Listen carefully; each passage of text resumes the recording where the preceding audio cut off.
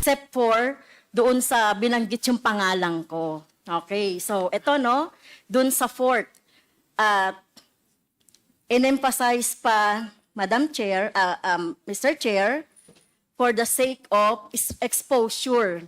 Ang tanong ko lang kay Attorney Lopez, Mr. Chair, napapanood niyo po ba ako or nasusubaybayan niyo po ba yung mga nire-raise ng representasyong ito sa mga budget hearing? Hindi po lahat, pero may mga instances, Yes. Your Honor, Mr. Chair. So nasusubaybayan niyo po ba yung posisyon ng Makabayan Black sa confidential funds? Yes, Your Honor. Ano po yun, kung alam niyo?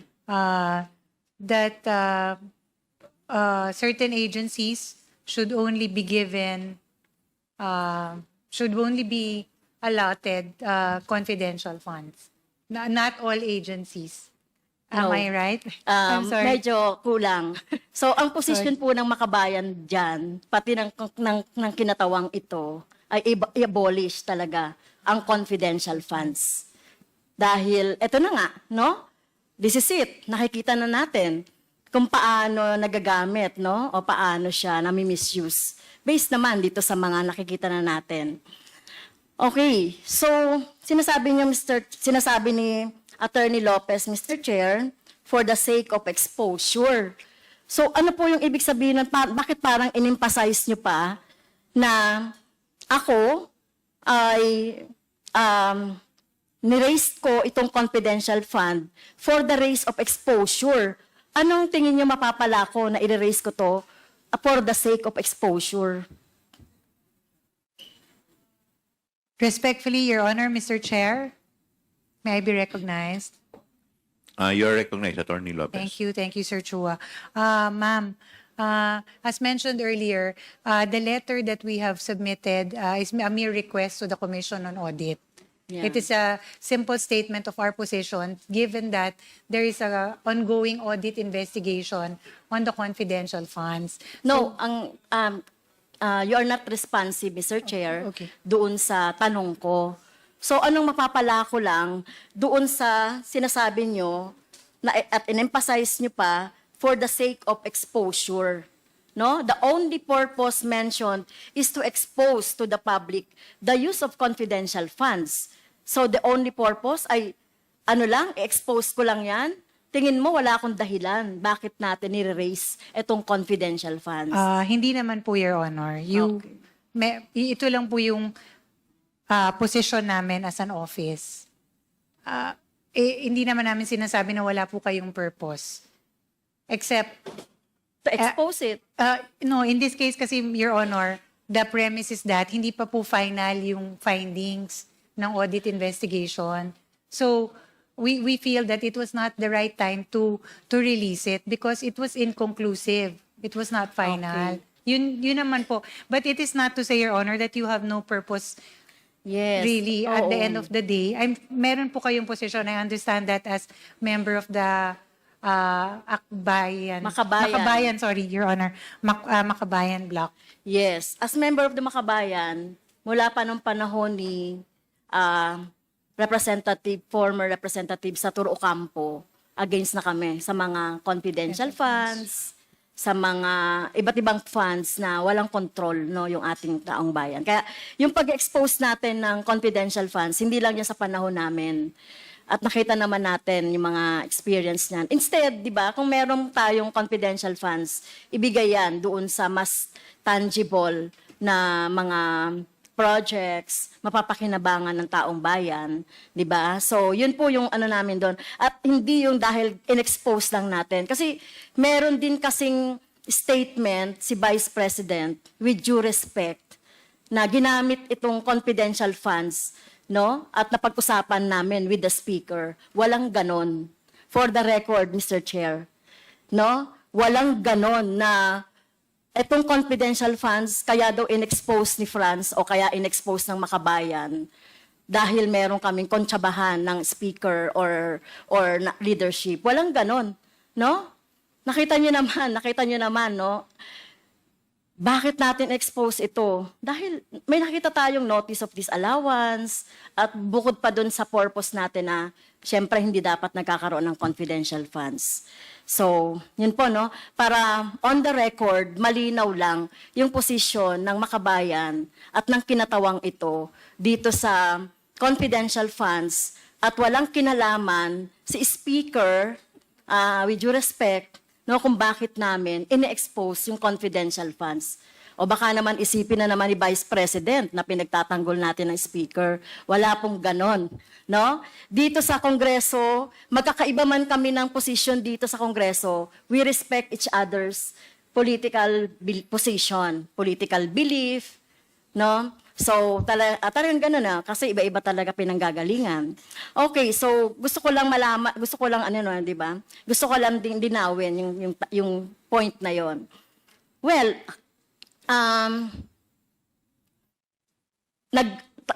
ako rin, Mr. Chair, ako rin yung nag-motion for subpoena duces tecum dito sa confidential na 125, kung natatandaan niyo po, no? At ang reason doon ay dahil meron tayong nakuhang ND, Notice of Disallowance. At tama naman, at tingin niyo ba, may karapatan ang mamamayan na malaman nila itong pinagkakagastusan ng confidential funds. Na sinabi ko naman doon sa, when we hear the budget of the COA that time. Your Honor, the agency errs on the side of prudence because according to the JC Memorandum Circular, this is information that is only given to certain agencies. Yun lang naman ang Yes. position namin. We just want to be on the prudent side of releasing information. Yes. Kaya nga, in aid of legislation, binuksan natin itong issue ng confidential funds. Wala pa ang VP, wala pa ang OVP, ay issue na natin itong confidential funds. Kaya gusto natin talagang mabago, no? Yung pagtingin dito sa confidential funds.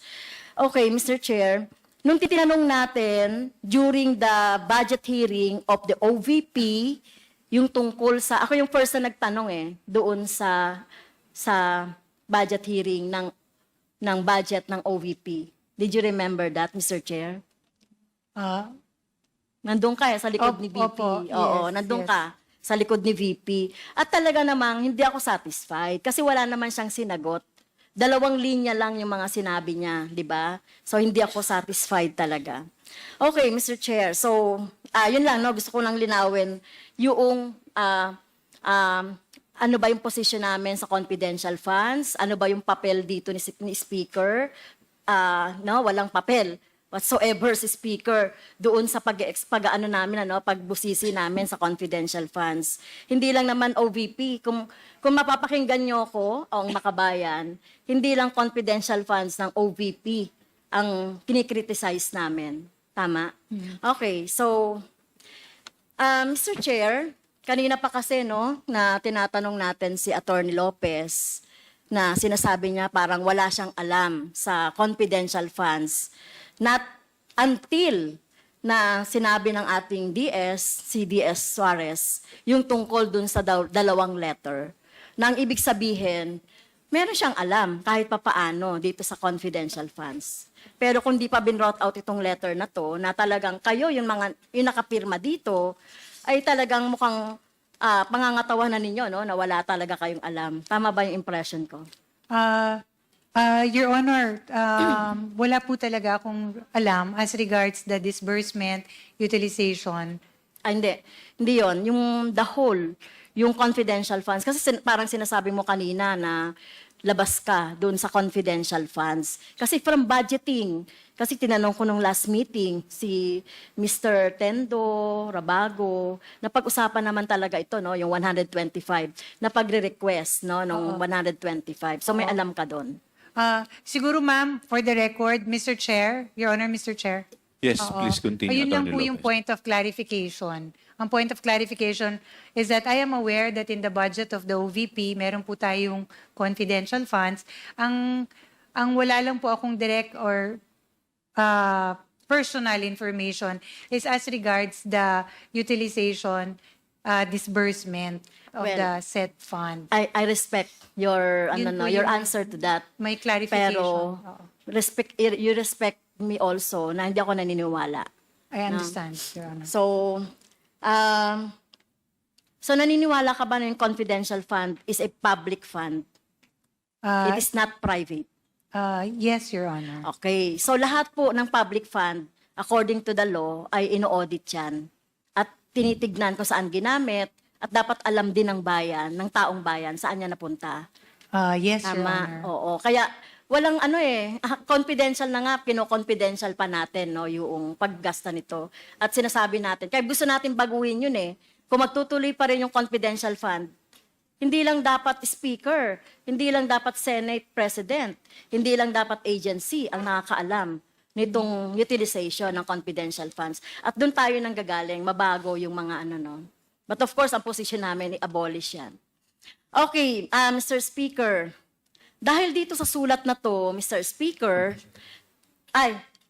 Mr. Chair, sinasabi kasi dito sa sulat na ito na tama ba, request lang sa COA na wag pagbigyan yung aming request for the subpoena. It was really just a request directed to the Commission on Audit, Your Honor. Pero Mr. Chair, on the second paragraph nung kanyang letter, yung letter po ni Attorney Lopez, nakalagay dito no, we are of the position that the subject subpoena should not be complied with for the following reasons. Ayun, na-explain mo na yon. Ano po bang ibig sabihin ng should not? Are you commanding? Are you demanding the COA na wag sumunod doon sa subpoena duces tecum? If, Your Honor, Mr. Chair, Please continue, Attorney yes, Lopez. if you read the entirety of the letter, it is really a respectful request sa Commission on Audit. We are not demanding them or instructing them. It is really a respectful request if you read in the Well, entirety. Yes, oo. Pero pag should kasi parang demanding na yon, commanding na yon para sa akin, no? And Okay? yes, and Okay, may I so also kung- add, Yes, kung hindi ito demanding, commanding, parang siga-siga ba yung Office of the Vice President na utusan yung OVP, Yung utusan COA. ang COA na hindi kami sundin ang Congress or House of Representatives? Your Honor, Mr. Chair, hindi po siga-siga ang OVP. It is really just a respectful request, Your Honor, for them to consider our position. Like all position papers filed, ito po yung we feel that these are the issues that we needed to raise. So, Okay. which we addressed to the Commission on Audit. Okay. So kanina, Mr. Chair, no, binanggit na ating mga colleagues yung mga dahilan no, kung bakit mali ang paniniwala ng Office of the Vice President, kung bakit we are holding a hearing in aid of legislation dahil sabi nila wala pa daw batas o wala pa daw panukalang batas. So kaya nga tayo nag-hear ng, 'di ba? Malinaw naman na 'yan. Pero dito sa letter na ito, Mr. Chair, may plano talaga ang Office of the Vice President na mag-interfere doon sa ating conduct ng ating proceedings. Dahil dito, Mr. Chair, at I'm sorry, Attorney Lopez, no, dahil ikaw yung nakapirma dito, and according to our rule, one of the reasons on the undue is the undue interference in the conduct of proceedings. So may I move, Mr. Chairs, na nag-violate si Attorney Lopez dito sa ating proceedings or doon sa ating trabaho due to this Section 11, letter F, undue interference in the conduct of proceedings. May I move to cite Attorney Lopez in contempt, Mr. Chair? I move. Your Honor, Mr. Chair, before you make the ruling, Any second? If I may be allowed. Any second to the motion? Uh, Duly seconded. Is there any objection? Your Hearing none, the Honor. motion is carried. Respectfully, it was not the intention of the Office of the Vice President to... Attorney, you wait for me to acknowledge you. Okay, I'm sorry. For that, Apologize, Your Honor. I move for 1 minute suspension. The chair would like to recognize the next and the last interpellator, the Honorable Congresswoman Franz Castro. The last but not the least. Yes. Thank you, Mr. Chair. So, unahin ko muna, Mr. Chair, yung parang ano tayo dito, no? 9 na oras na tayo nakaupo dito. At parang napuspos na no, yung mga tanong natin, except for dun sa talagang yung totoong resource person na dapat na siya yung nakakaalam no, na dapat na magpaliwanag dito. But anyway, Mr. Chair, doon sa 125 na confidential funds, Mr. Chair, I would like to ask the COA doon sa payments on the rental of safe houses. There are 34 acknowledgement receipts. Tama po? COA, Attorney Camora, you're recognized. Tama po, Mr. Chair. A total of 16 million pesos. Tama po? Tama po, Mr. Chair. Ito po, Mr. Chair, no, mula December 21, 2022 up to December 31, 2022. So, 11 days na ginastos para sa mga safe houses. At nakita natin dito, Mr. Chair, no, yung mga kapuna-puna na mga observations dito. At kung aanalisihin natin ay baka nga, no, di natin alam saan napunta itong mga amount na ito. Kasama ba yung 16 million sa notice of disallowance, Mr. Chair? COA. Mr. Chair, parang hindi na po yata siya kasama. Yes. Pero kung papansinin natin, Mr. Chair, dito sa summary ng expenses doon sa safe house, like for example, December 21, 3 acknowledgement receipts yan, totaling to 1.1 million. In December 22, totaling to 1.7 million, 4 yan na safe houses. In December 23, we have 2 acknowledgement receipt, equals 1 million. Meron tayong December 24, 2 acknowledgement receipt, which is 600,000. December 26, Mr. Chair, mukhang ito yung isa sa pinakamalaki no, na bayad sa safe houses, 1 million sa isang tao lang. No, 1 million. And then December 27, totaling to 3.45 million o 3.450 million. Okay, so ilan to? 2, 4, 6, 7. 7 na mga safe houses yan. And then 28, December 28, Mr. Chair, meron tayong 2.850 million na gastos para sa safe houses. 2, 4, 5. Okay? 5 people, no? Merong mga unreadable.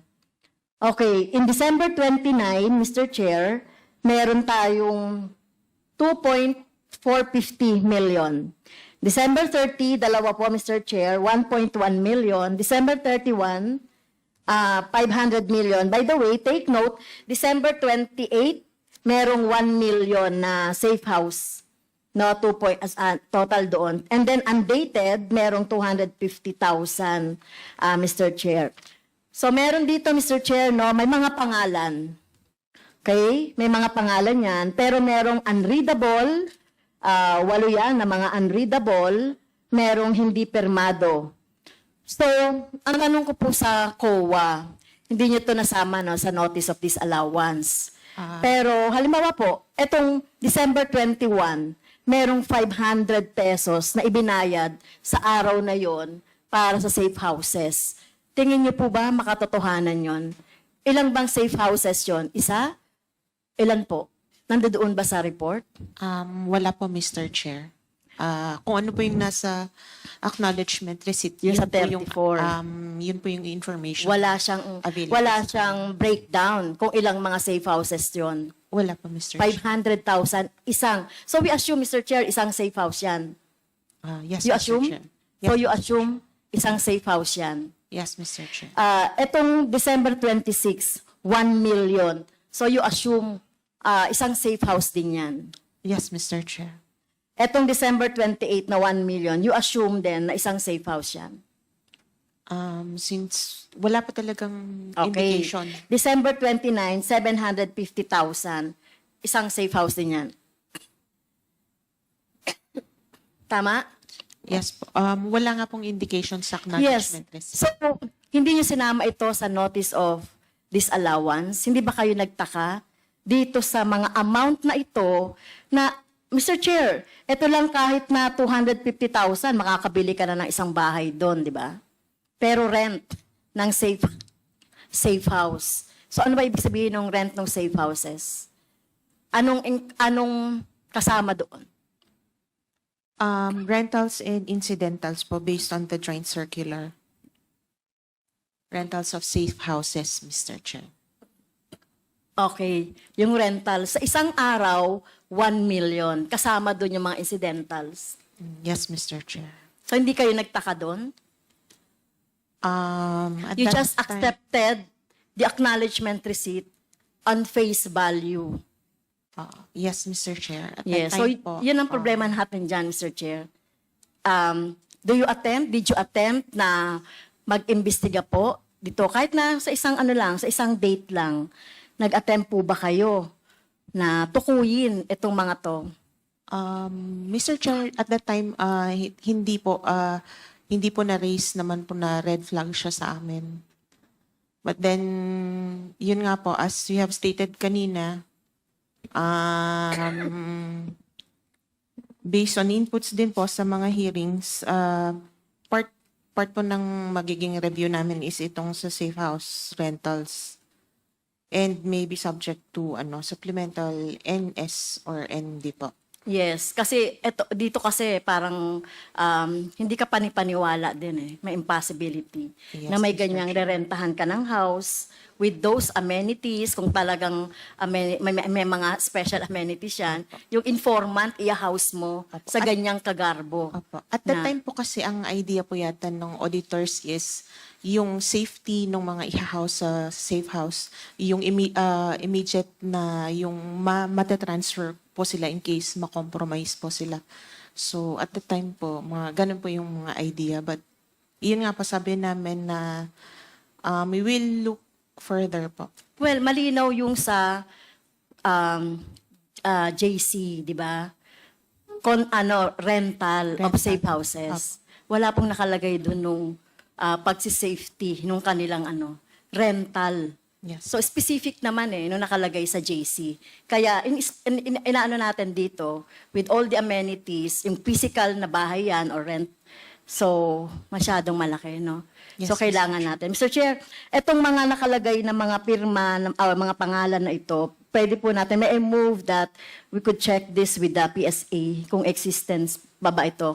Kasi baka ito katulad din ni Piatos, at iba pa, Mary Grace Piatos, at iba pa. So pwede ba natin, Mr. Chair, na maisama rin ito doon sa pag-check natin on a motion? There's na already an Okay. existing motion and it was already ruled by the chair.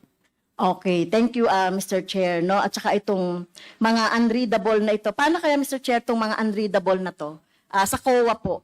Meron po dito kasing mga unreadable na mga pangalan na in-accept din ninyo as is. Yes po.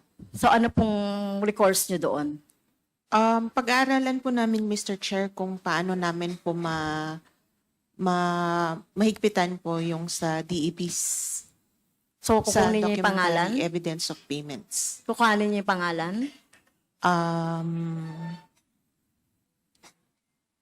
Possible po na pag hindi namin ma-verify talaga yung name is i-end na po namin sila.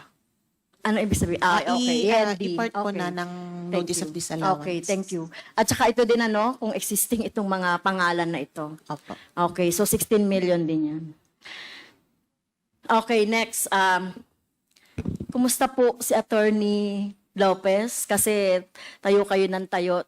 Understandable naman kung meron kayong ano dito, no? Scoliosis, At, Your Honor. at sa loob ng 9 na oras, very cool din kayo sa Thank you. pagsagot. Thank you. Okay, so tayo po, ginagawa lang natin yung trabaho natin. So naintindihan po natin yun, di ba, Attorney? Yes, ma'am. We Okay. understand. Dito sa letter, alam nyo, parehas talaga kami ng line of thought ni ni General Acop Representative Acop, yung mga tanong niya, natatanong niya na dito sa letter na to.